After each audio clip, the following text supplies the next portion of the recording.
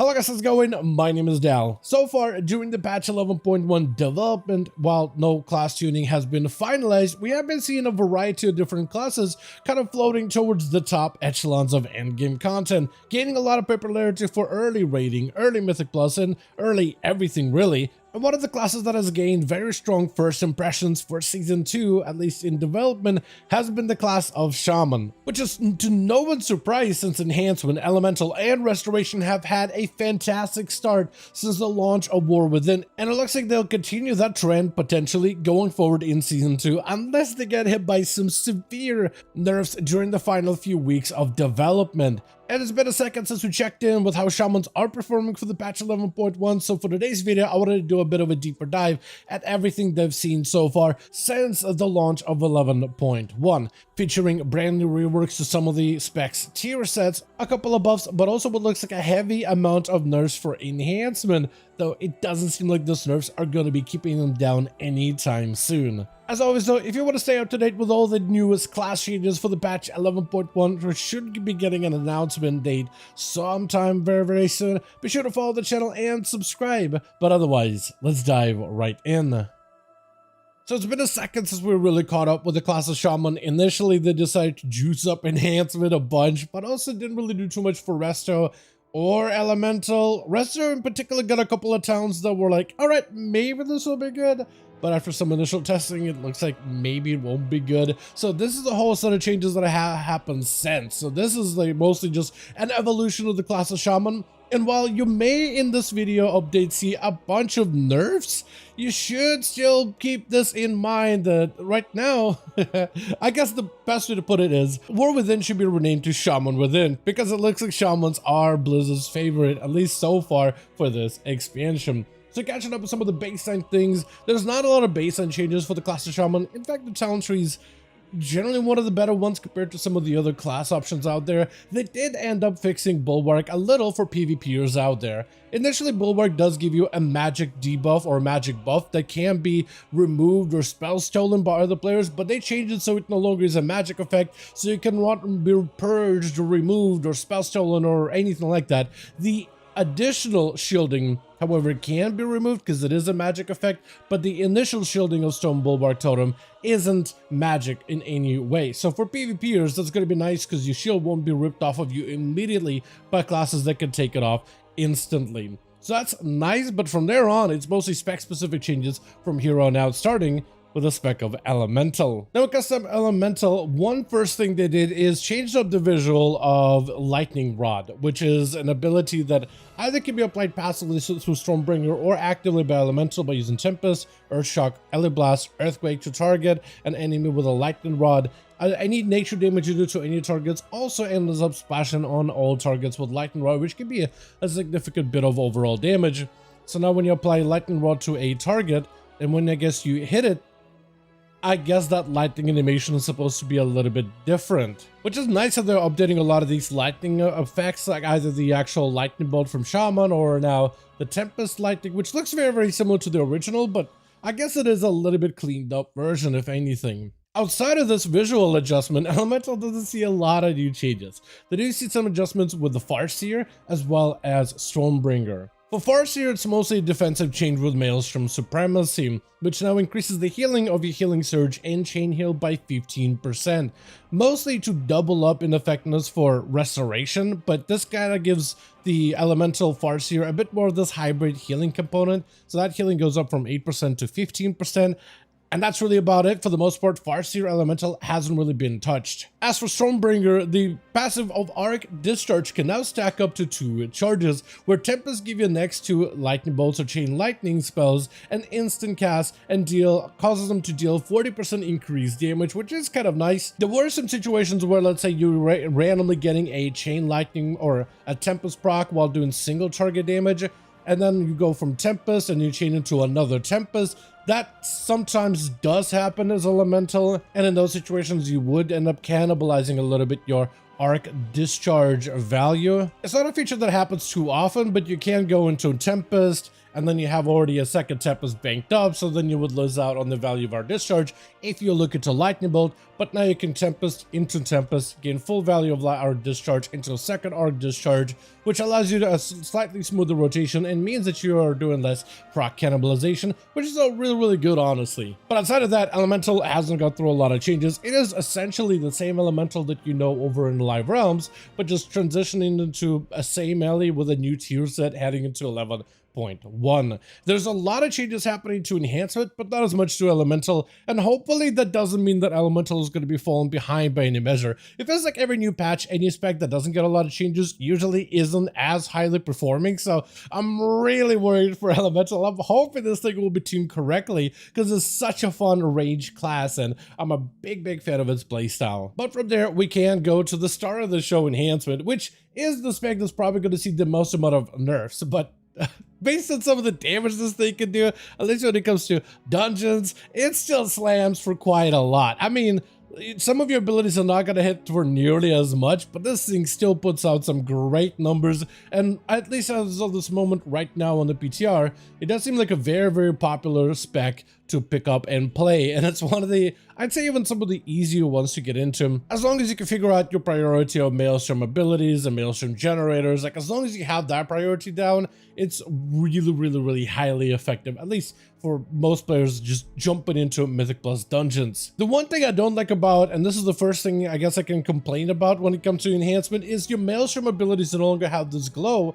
whenever you hit full Maelstrom bar. So as you use Maelstrom builders, Maelstrom weapon builders like your physical attacks, Lava Lash, Storm Strike, Crash Lightning, you build up Maelstrom weapon, and even when it reaches this cap, normally your abilities like your Lightning Bolt and your Chain Lightning, anything that uses Maelstrom weapon, they would glow, but they don't have a glow anymore. So previously, it kind of just gave you like an in-game visual, like, hey, spend the Maelstrom immediately when both of those buttons glow. It kind of just gives you like a priority in your head of, okay, once it's glowing, that's when I spend it, because you don't necessarily need to use your Maelstrom abilities at 5. You can use it at 5 stacks, which makes them instant cast, but you would usually bank up to about 8 to increase the value, because you can bank up to at least 10 or so. You don't want to sit on 10, because then you're probably going to over-generate Maelstrom weapon stacks, so 8 end up being a very safe number for most players, and that's about the time where your abilities started to glow. But ever since they removed that glow,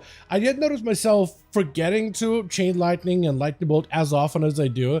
So you're probably going to need some kind of a weak card to remind you how much Maelstrom you have and when you should start spending that Maelstrom, which I'm not a big fan of. I'm a huge fan of when they add in-game without weak aura, without necessarily needing weak aura elements like glowing effects or some kind of reminders as to when you should start spending resources, or to make it easier tracking resources without the need of weak auras. But this time around, it looks like you're gonna need weak auras to start tracking it again.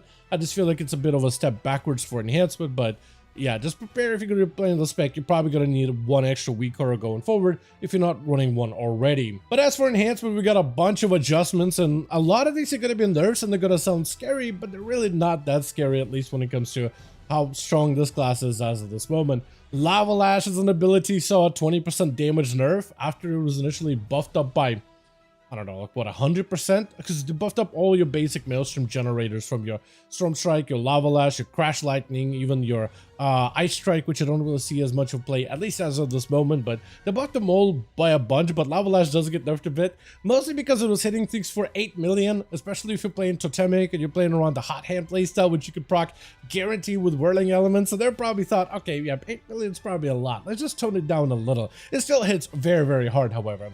Doom Winds as an ability now scales with your Mastery, which is big, as your Mastery actually buffs up quite a few aspects of your damage. Not only does it give you a slightly higher chance to increase your Stormbringer and Windfury weapon, not slightly, actually a decent bit higher chance to increase it, but it also increases the effectiveness of your Fire, Frost, and Nature abilities by a set amount based on your Mastery. So it's actually pretty solid, and so buff it up any damage that does nature damage or anything that does fire, lightning. Storm Strike damage is a mix of nature and physical, so that being buffed up by Maelstrom is a decent gain. Even things like Voltaic Blaze, which I'm not seeing as many Shamans play right now, but that also gets buffed up by a Mastery, which is generally huge, generally very big ability, generally really good ability, but they did slightly reduce its proc rate. They didn't necessarily say exactly by how much, they just said slightly reduced, so I guess it's by maybe a few percentage points. Then we have passives like Force of Winds, also further nerfed, increasing the damage of Wind Fear weapon by 15% per stack instead of 20%, so a slight reduction there, which is also going to be coincided with some of the totemic changes, primarily with the Imbuement Mastery, which I'll come back to in just a second. I kind of want to separate this into Shaman changes, tier set changes, hero spec changes. So with that, we got a new tier set for enhancements. Since last time we took a look at them, I'll be honest, I don't even remember what was the last tier set for enhancement the first time we looked at him 11.1. I'm pretty sure we played around with cooldown reduction for Doom Winds and random procs of Doom Winds, so that has been adjusted, I think, to be a little bit more consistent. As a melee class, your tier set plays around the mechanic of a winning streak, as you'd use abilities, whether it is basic combat abilities, auto attacks, or whether it is like actual active combat abilities. You build up a buff called winning streak. A winning streak has some sort of a damage amplification effect for every single class. For melee classes, you kind of want to build this winning streak and then remove it by using certain abilities, and when you remove it, you get some kind of a buff, so it's all kind of like an ebb and flow. Winning Streak buffs up the damage of your Storm Strike, Lava Lash, Doom Winds by 5% up to 25%. Maelstrom Spenders have a 1% chance per Maelstrom weapon to remove it, so at 5 Maelstrom stacks, that's a 5% chance to possibly remove it. When you do lose it, however, you do lose a damage buff, but you also will then gain Doom Winds for 4 seconds. When Doom Winds deals damage, your next Crash Lightning deals 18% increased damage up to 90%. This effect can be stored up to 10 stacks. Additionally, Crash Lightning also deals 75% more damage to your main target, which is actually higher than they originally had it in the blue post of 50%. So Crash Lightning by itself should be a button that I imagine not only looks good, but also something you'll likely end up using pretty regularly as part of your basic combat rotation. But now you also have this interaction with Doom Winds that can buff up the damage of that Crash Lightning as the ability deals damage, and it stacks up to 10, causing the ability to deal additional damage. So Crash Lightning is going to be pretty consequential of an ability. As you spend Maelstrom, there's a chance for you to activate Doom Winds for 4 seconds to further amplify the damage of the ability, which is something you'll want to use pretty regularly. So Crash Lightning is going to be a button that you'll use pretty aggressively going forward, and they end up amping up its damage by quite a bit, so it is going to be probably a lot stronger as a button. Not only does it deal cleave damage, but primarily most of the tier set is focused on its initial primary target damage to make it better for single targets. So it is an ability you'll use in AoE for the cleave element, but now you'll try to incorporate it a little bit more as a single target ability, and it deals a decent bit of overall damage, at least when it comes to whenever you're running dungeons, at least in pure single target. It does great cleave, but also pretty decent. I mean, it can hit for up to almost 3 million, at least when it comes to my damage numbers, and you could probably hit a lot bit higher if you have a better optimized character. So that is something that's going to be added into the rotation. Normally, Crash Lightning is a button that kind of gets delayed, and you don't really use it unless everything else is on cooldown. Storm Strike usually takes priority, or Lava Lash if you're playing a hot hand build, but I think with this, you might have to start maybe using Crash Lightning more aggressively just to use those stacks from your tier set a lot more.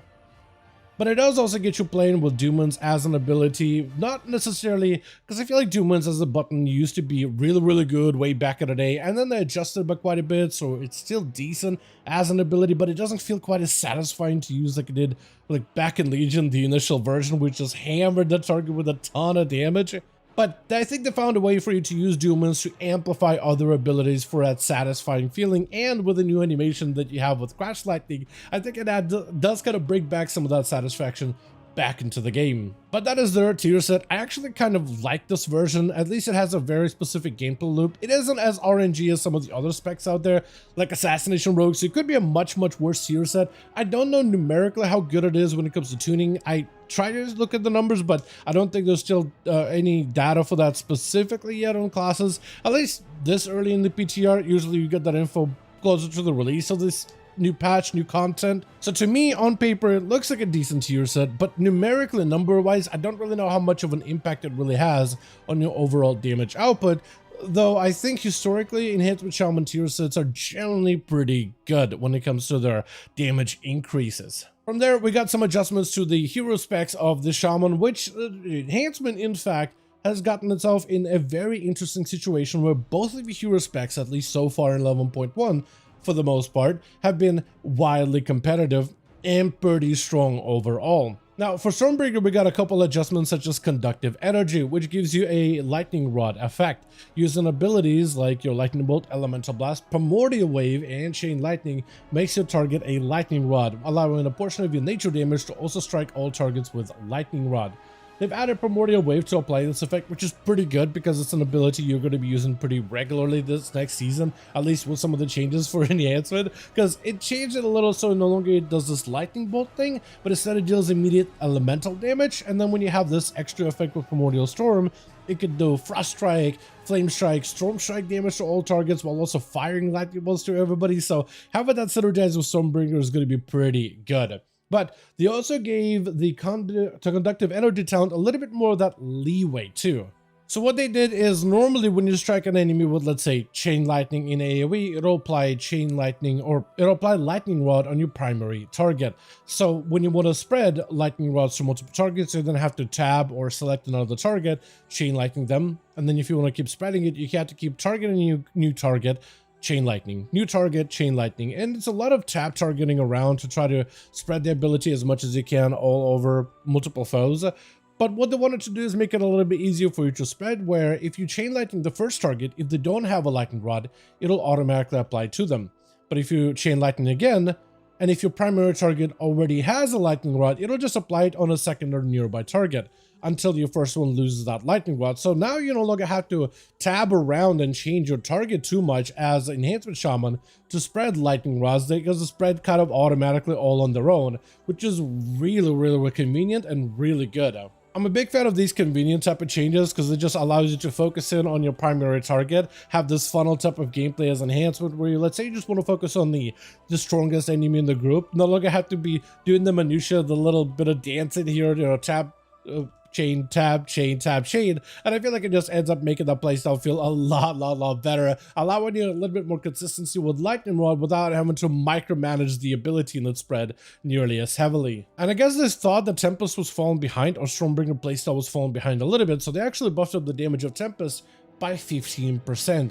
They also buffed up the damage of Awakening Storm's Capstone, where your Storm Strike, Lightning Bolt, Chain Lightning have a chance to strike down at your target with additional nature damage, so that nature damage is buffed up by a bit. Although Awakening Storm will now grant you Tempest every 4 times it strikes instead of every 3, so you're probably going to see less uses out of your, or less uses of Tempest in general as Stormbringer, but it hits now a little bit harder. Also, they ended up nerfing Voltaic Surge a little bit, where Crash Lightning and Chain Lightning damage is increased by 10% instead of 15%, but with the damage amps for Crash Lightning in general, I don't think he's going to put enhancement in a bad of a spot whatsoever. Now, as for Totemic, they did end up nerfing the damage of the actual Tremor Totem, or the Tremor damage of Surging Totem. They did nerf it by 25%.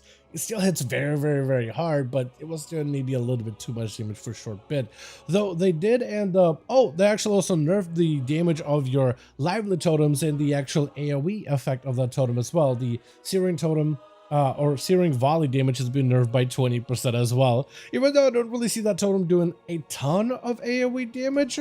Like, as you can see, as part of the dungeon one, it's about 3.1% damage, and Searing Volley itself is about 2%, but yeah, it's not the worst of nerfs, but it is a slight one. It just kind of feels like, why did the Fire Totem get nerfed? But this week, or at least over the past few weeks, they were able to get the totem to now finally move with you. So they added an extra button while the totem is down to give you a Surging Totem, so it can be removed to your location. At first I thought they would let you move it around, kind of like how you can move totems with Totemic Projection, but when you press it, it just places it next to the Shaman. So it is going to be depending on where you are on positioned, and it's going to move it either in behind you or in front of you, or at least somewhere near your location.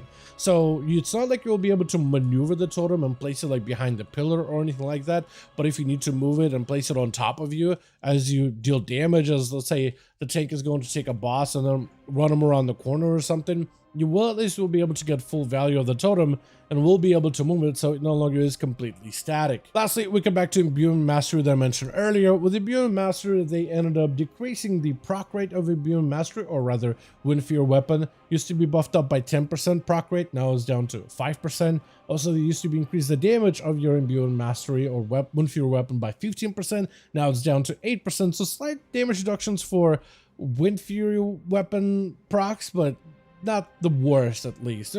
It seems like enhancement is getting nerfs after nerfs, but it still is a very highly represented over on 11.1 PTR, so I'm not really super worried, honestly. And from there, we have the spec of Restoration Shaman, which gotten a couple of new talents from 11.1, and that's really about it. That's all they really had since then. From that point on, though, they ended up getting a 5% healing buff all across the board, which is good to see.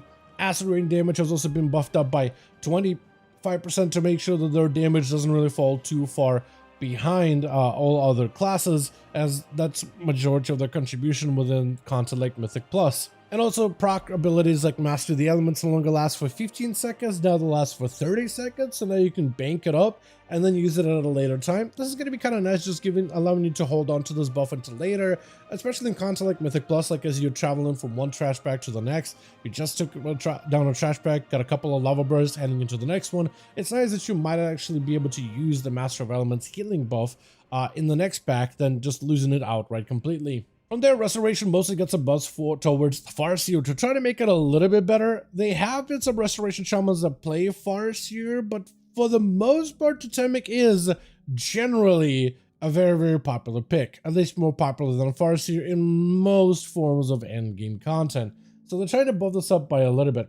All Ancestor Healing now benefits from your mastery of Deep Healing, which is actually a really solid mastery. Deep Healing allows you to increase the effectiveness of your healing abilities by a percentage based on your target's current health. So the lower the health of the target you're healing, the stronger that heal becomes, which gives you this emergency healing scaling and allows your heals to just amp themselves up as your targets get lower and lower on health, which is really, really nice. So allowing your Farseer Shamans or Farseer Ancestors to gain a little bit more healing from mastery, generally kind of good, although they are nerfing their healing by 15%, I guess, to make sure that their healing doesn't scale out of control with the mastery at the same time, but that mastery scaling healing could be good in some situations. Also, the ancestors have been adjusted to now cast Healing Wave whenever Shaman casts Healing Wave more aggressively. This is mostly to make sure that things like Whispering Waves, which is a adjusted talent from Primordial that Shamans used to have but are losing in 11.1, where normally Elemental and Enhancement are all still keeping the Primordial and it doesn't interact with them in very, very different ways. For Restoration, Whispering Waves now replaces the Primordial. So instead of using Primordial and then your next Healing Wave will be, duplicated to multiple allies, Whispering Wave is now more of a passive option. 50% of Healing Waves healing is now duplicated by you and your ancestors for each of your target with a Riptide, to give you, I guess, cleave healing capabilities. So now that your ancestors can actually benefit from it, maybe it'll be some value, but it's hard to tell really this early. But with ancestors more likely to cast Healing Wave over Healing Surge, at least it allows certain talents to be a little bit more synergetic, so maybe there could be some value in Farseer Resto. Maelstrom Supremacy also buffs up all the healing of all of your abilities by 15% to kind of match what they did for Elemental Shamans, so that healing goes up from 8% to 15%, so a little bit of a healing gain overall, allowing you an increase for healing abilities such as Healing Wave, Healing Surge, Wellspring, Downpour, and Chain Heal. Also, things like Elemental Reverb now gain a little bit more value for Riptide, as Riptide now gains not only an additional charge, but also now heals for 10% more. It used to be 5% more, so now they're trying to establish this Healing Wave, Riptide synergy with Farseer to potentially make it a little bit better, and maybe it'll be good. And look at the Restoration Shaman hero talent popularity based on content, Totemic definitely dwarfs Farseer. There's only a few pieces of content like 2v2s or maybe RPGs where Farseer sees like some play, but it usually is like a 50-50 between people going Totemic and Farseer. But by and large, it looks like most rest of Shamans are Totemic. So Farseer is quite a significant bit behind, maybe with the newer patch 11.1 class changes at the tier set. Maybe we'll see Farseer coming back up on top, but right now things have been super heavily in favor of Totemic, and I wonder if Farseer will actually see any play going forward. It would be awesome, as I do prefer for classes to have more variety with hero specs, but I guess only time will tell if we're going to be able to see any Farseer Restoration Shamans going forward. But as always though, I do want to thank all of you guys so much for watching and hope you guys did enjoy this update. If you did enjoy it or found it informative, go ahead and give this video a like. I would very much appreciate it. Join our Discord community to be kept up with all the newest stuff arriving to the patch 11.1 over in the PTR. Let me know all your thoughts in the comments down below, and as always, I'll see all of you guys in the next one.